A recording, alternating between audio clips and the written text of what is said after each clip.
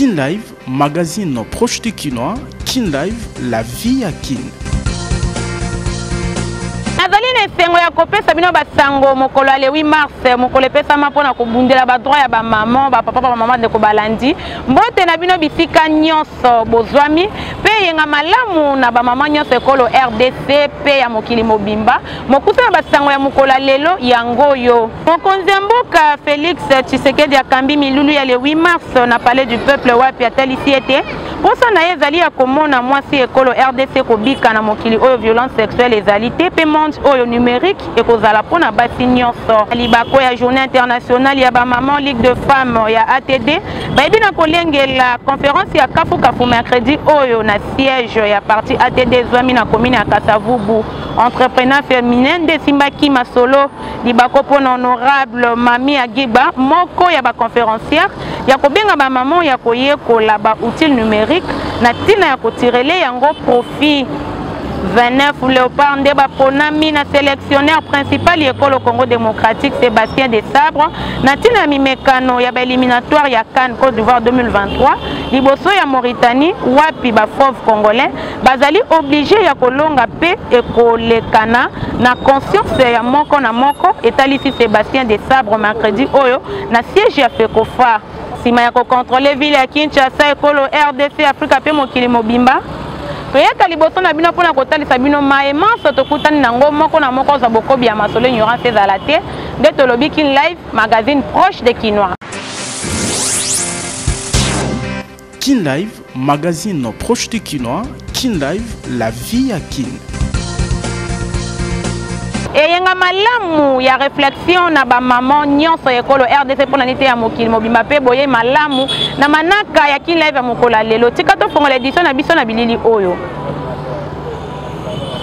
mokonzi mboka Félix Tshisekedi akambi milulu ya 8 mars oyo elengelamaki na salle de congrès ya palais du peuple wapi atalisi ete posa na ye ezali ete mwasi ekolo Congo démocratique kwa kobika na mokili oyo violence sexuelle ezali te pe monde oyo numérique ekozala mpona basi nyonso. Molongo mobimba ekundoli mercredi 8 mars oyo journée internationale de la femme na ekolo Congo démocratique milulu elengelami na palais du peuple liboso mokonzi mboka Félix Tshisekedi Tshilombo organisé na ministère ya genre famille et enfants milulu ya mobu 2023 eleki na bokeseni makasi kolandisa na bitumba Rwanda ezali kobundisa ekolo Congo démocratique na nzela ya ba M23 éducation numérique égalitaire pour la paix l'autonomisation des femmes et des filles nde mama na likambo eponamaki na mobu oyo wana ye kozwa maloba ministre ya genre famille et enfants Gisèle Ndaya abengi ba mama ya koyekola mambi matali numérique pambate lelo yango nde esimbi mokili na ba domaine nyonso pe atalisi litomba na yango ezalaki pe libako pona masanga ya ba mama ya ndenge na ndenge ya kotalisa bosenga na bango pe kokoso ezali kopesa mwasi ya Kongo pasi pona bokokani ya basi pe mibali na société wana ye kozwa maloba mokonzi ya mboka Félix Antoine Tshisekedi Tshilombo akundolaki attachement na ye na botosi to respect ya makoki ya mwasi mokonzi ekolo Congo démocratique atelemeli pe bitumba ya Rwanda ezali kobundisa Congo RDC sima ba M23 pambate na nzela na yango ba mama pe bilenge basi bakoma ba victime ya ba violence sexuelle pe ya ndenge na ndenge wapi apesaki limemia na milumo ya basi nyonso babungisi bomoi na bitumba ya banguna kaka na libako oyo mokonzi ya mboka Félix Tshisekedi apesi lokumu na basi banso bazali kobunda contre agression ya mboka na Rwanda wana ye kolobela thème national pe international Félix Tshisekedi Tshilombo atalisi ete posa na ye ezali komona mwasi ya Congo kobika musika ya violence sexuelle pe na mboka oyo numérique epesami mpona basi banso tolobi Thibaut Koyoka.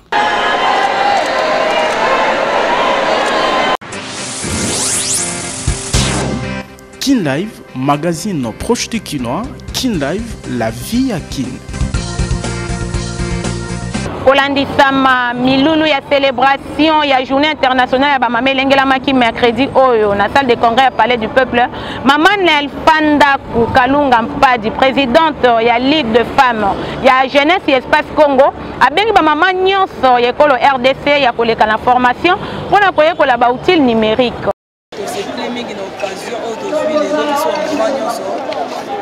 La chef de l'État, que selon la préoccupation de la biso, yepe ayebisi biso oyo asekeli toyebisa biso bamama oyo baza awa te esi bango kaka bazala ya kosepela mpo na promesse o chef de l'état asali biso abiki makambo nyonso tour ekozala neti égalité ekozala 50-50 partout batangi effectif awa na bainstitution nyonso makambo nyonso eza okie balobi tour oyo ko eza égalité ekoma 50%. mpona teme ya biso ya national ezalaki na bajeune fille baleki donc bajeune fille barepresente bajeune fille nyonso batalisi yango balobi na discours na bango ke ekosimba te mbala moko koloba ke numérisation na autorisation ya mwasi pendant ke basi bayebi komanipule outil informatique te donc ezosenga baleka donc toleka basession ya baformation ebele kolakisa basi ndeni basalelaka ordinateur ndeni basalelaka telefone android kosalela biloko nyonso wana numérisation malemi malemi nde président alobi azwi acte makambo wana nyonso ekozala mise en exergue po mutu nyonso ayeba komanipule outil informatique monde lelo ekoma na numérique lelo masi eza mokolo oyo basi ebele bakufaki employeur abomaki 129 femmes nde na korevendike bayaki koloba ke basalaka mokolo wana mpona kokanisa milimo ya bandeko basi oyo bakufaki ebele na injustice ebana kosala employeur donc eza fetela mokolo moko oyo mwasi fo arevendikaka badroit ya mwasi donc opesa baposa na biso oza na posa kosala boye tobasalela biso boye naye totosala fe tosala yango chaque jour lipuda tolota yango chaque jour mwasi azomona leli mwasi eza mpona lipuda aza komikosa donc tolide mpo badroit na biso ekoma ya kokokisa.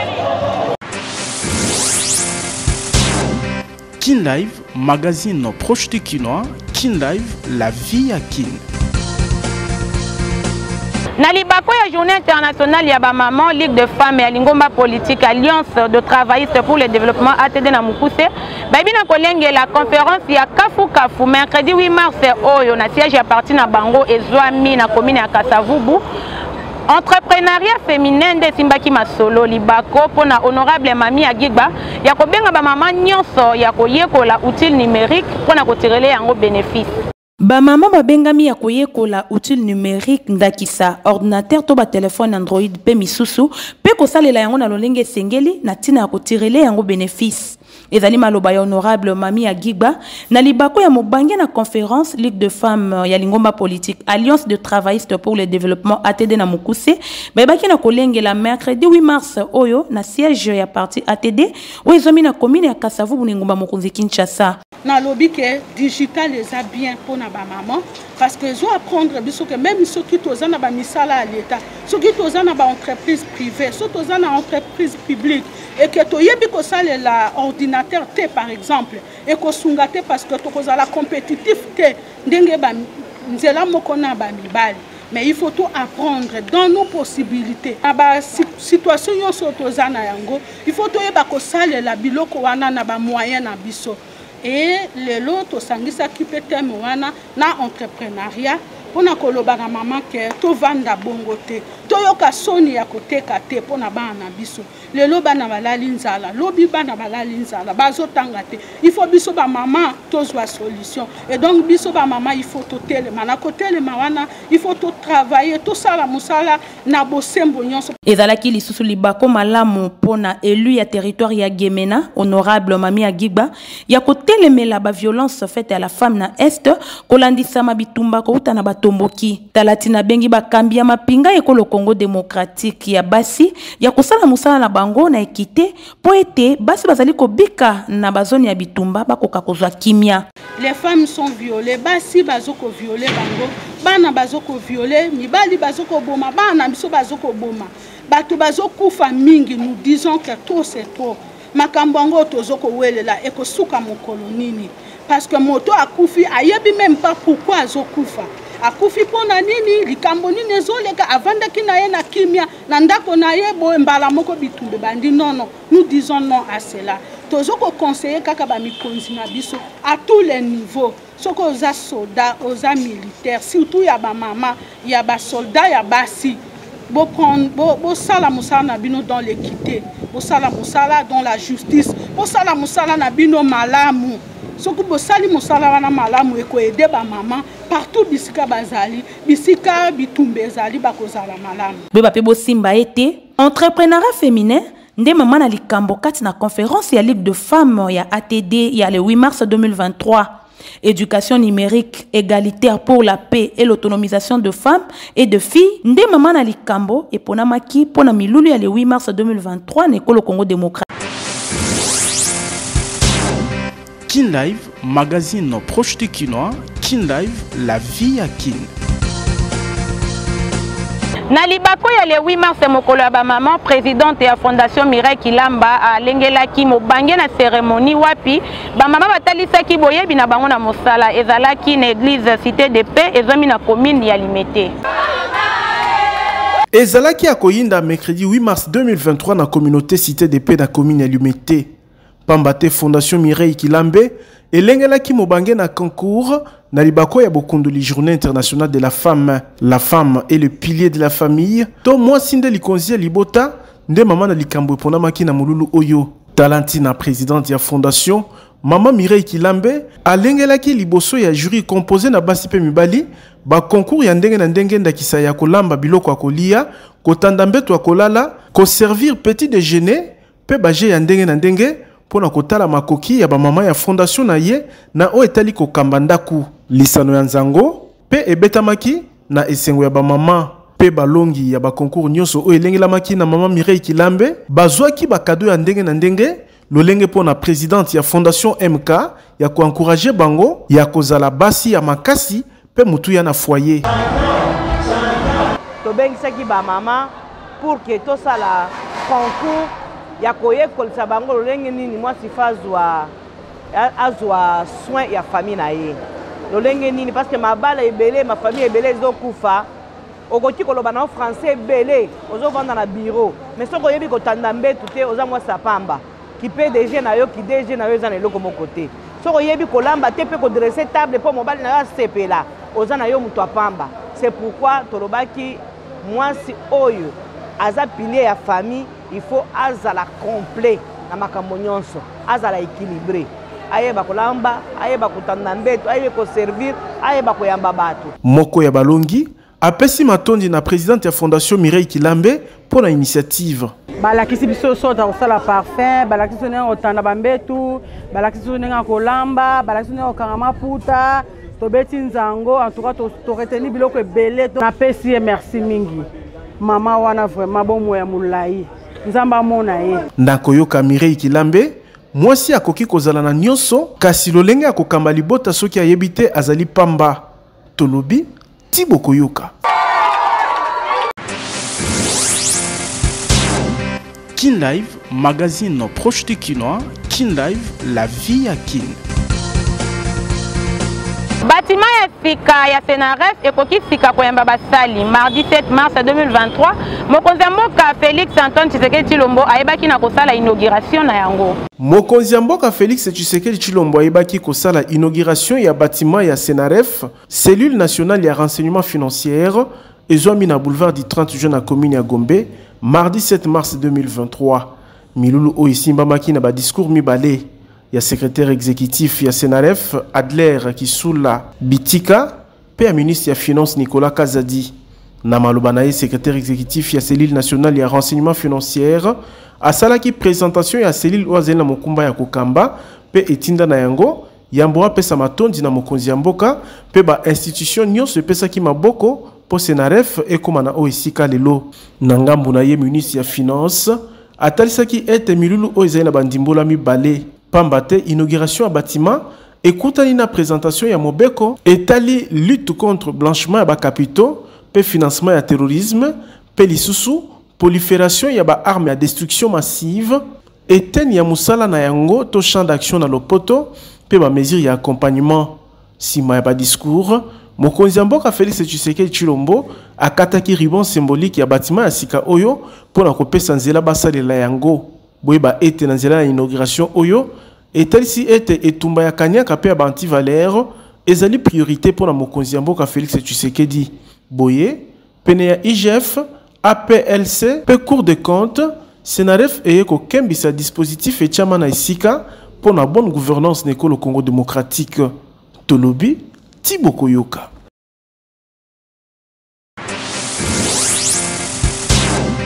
Kin Live, magazine proche de Kinois. Kin Live, la vie à Kin.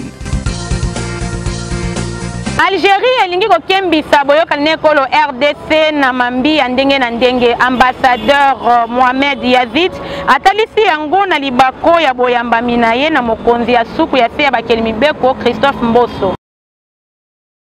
Ezali mardi 7 mars nde mokonzi Assemblée nationale Christophe Mboso Nkodi Apwanga ayambaki na ndako na ya musala Palais du Peuple Dr Mohamed Yazid ambassadeur ya Algérie na ekolo Congo démocratique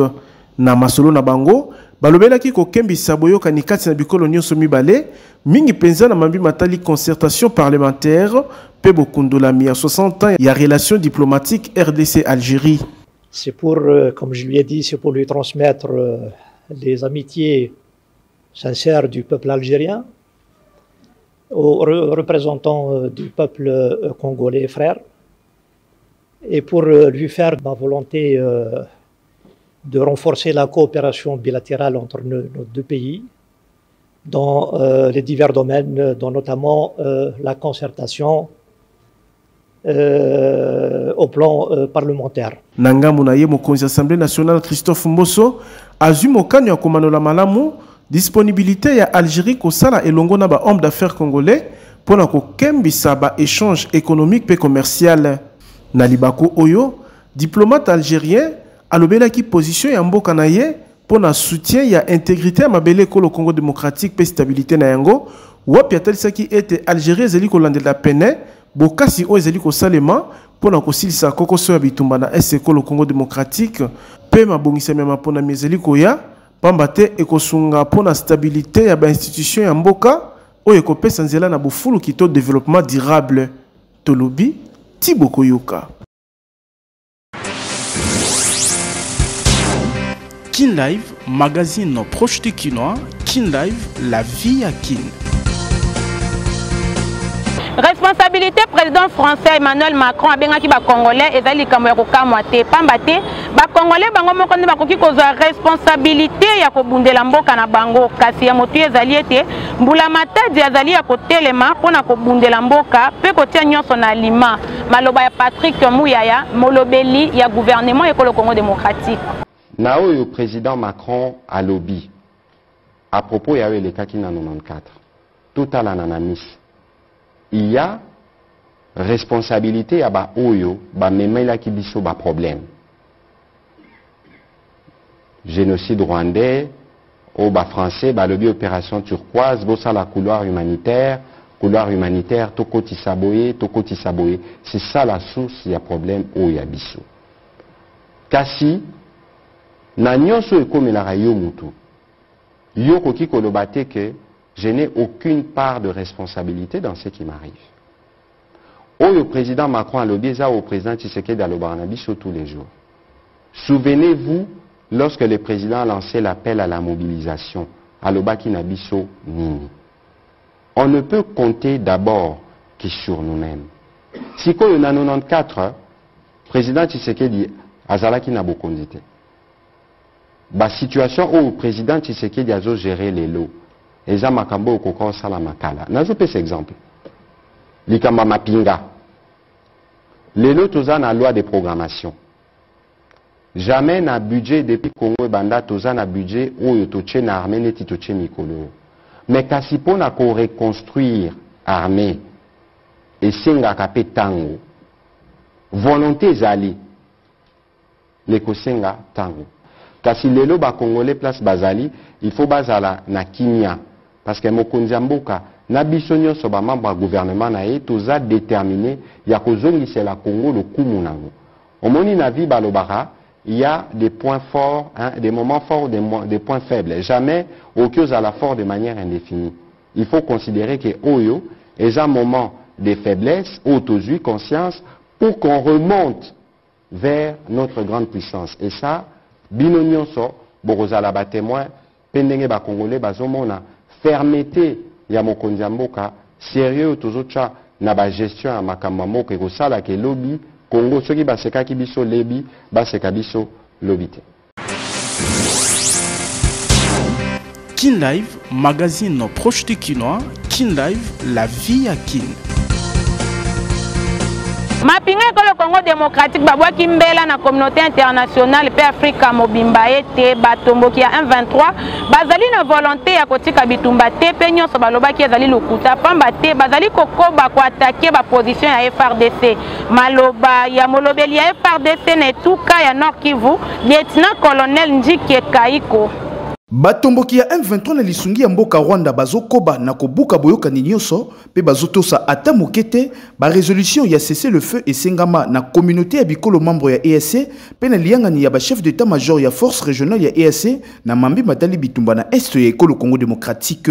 Ezali maetalisi molobeli ya mapinga ekolo Congo démocratique ya etuka ya Nord Kivu lieutenant colonel Njike Kaiko Guillaume na libako ya mokanda atangi na poisa wapi abengi opinion nationale pe internationale communauté internationale pe Afrika mobimba ya ko constater lolenge mboka Rwanda elongo na balie na bango ya M23 bazali ko telemela cesser le feu pe baza décider ya kokoba na bitumba wapi ata annonce na bango ya kotika bitumba ya le 7 mars 2023 bazali kobika kaka na etuka ya Nord Kivu pe bazo ko attaquer wuta ebandeli ya poso ba position ya ba FRDC na ba territoire ya Rutshuru, Masisi, Nyiragongo pe lisusu bayebaki na ko attaquer ba militaire burundais batindamaki okati ya lipinga EAC pona kopesa maboko na mission o ezali elongo na mapinga FRDC kosili sangala ya batomboki na parti est ya ekolo Congo démocratique.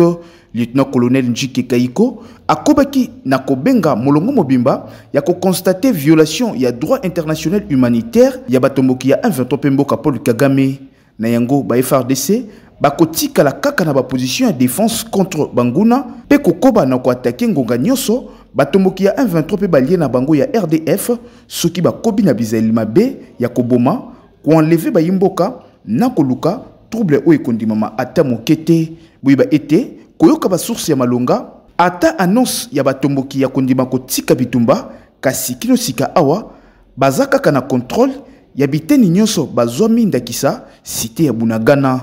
Tulubi Tibo Kuyoka.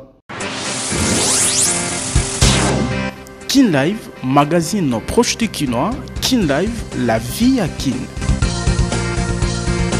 Baebanso batonga na place publique pe na ligne ya Sinel na Gombe bakokuta na opération coup de poing maloba ya vice-gouverneur ya ngoma mokonzi Kinshasa Jekoko Mulumba na libako ya inspection asalaki na Gombe na Sinel. Mobeko ezali mobeko pe tikali mobeko pe pona nguma mokonzi Kinshasa esengeli na moto nyonso atosa oyo bakambi ya kapitali ekolo Congo démocratique bazotia na esika na susi ya kolatisa Kinshasa lele ya sika pe alima izonga na bisika nyonso. Maloba ya mokonzi molandi yengo mokonzi Kinshasa Gérard Jekoko Mulumba na libako ya descente na elongo na bakambi ya Société nationale ya électricité SNEL na mokuse na commune ya Gombe mingi penza esika câble ya SNEL ezwaki problème o ekotisaki molili na eteni wana ya Kinshasa na kokoma na bango bayebaki na kosala constat ya bandaku ba maison pe station etongama likolo ya ba câble ya SNEL pe na sena yango o ezotosa te mibeko ya environnement.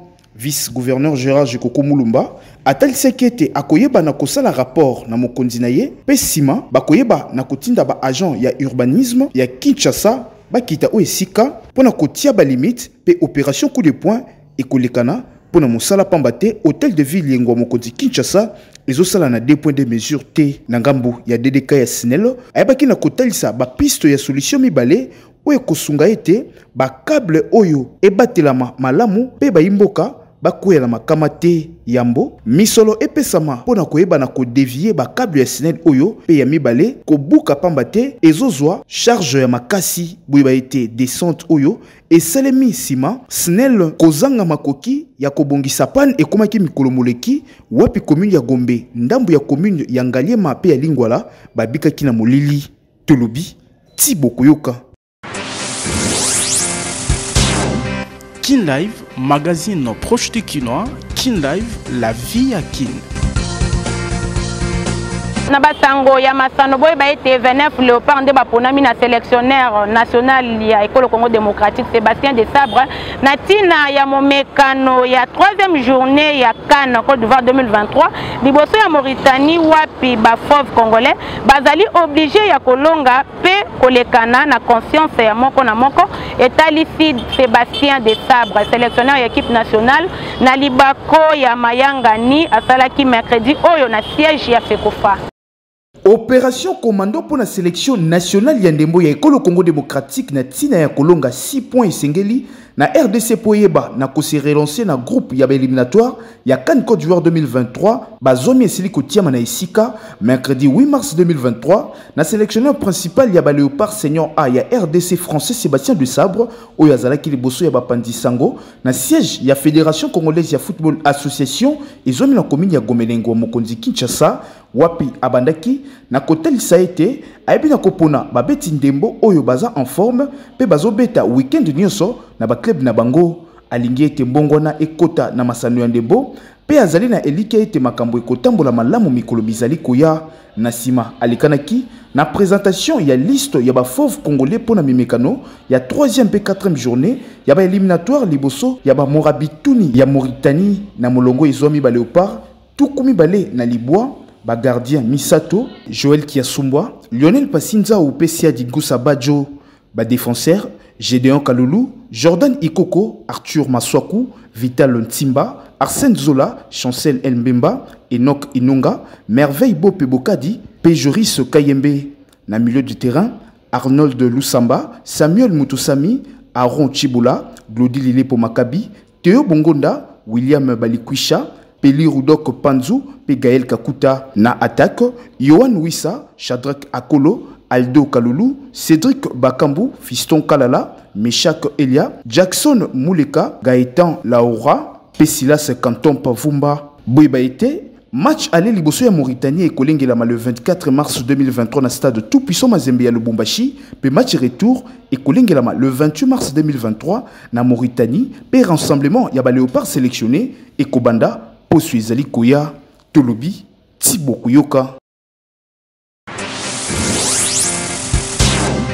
Kin Live, magazine proche de Kinois. Kin Live, la vie à Kin. Le 8 mars ezali mukolo oyo ebongisama pona ba maman libako pona mama ya lokumu Gisèle Bako Maumba oyo ezali comptable na cabinet ya ministre ya formation professionnelle pe métier ya kokundola mokolo ya mbotama na ye na yango magazine Kin Live etombeli mbotama elamu tika ete nzambe atondisa mapamboli na libota pe na mosala mama Gisèle Bako Maumba yamba kokabwana bino tika totombela mbotama elamu na Safi Kubi oyo ezali kosouffler na moko de plus na bo moinaye Kin Live tombeli Safu Kubi mbotama elamu awa ndeto suki simanaka Kin Live mokola lelo soki boyambaki biso malamu na banda kuna bino bo pesa merci na Gindombele oya zalaki sima ya bilili to tondi lisusu botondi na Israël Bonjali oya zalaki na sima ya Masini édition ya Josué Bisweswe nyonso na bokamba mi ya Cordon Kadafi Mbumbudi to kutani mbala sima na masolo ya sika. Kin Live, magazine proche de Kinois. Kin Live, la vie à Kin.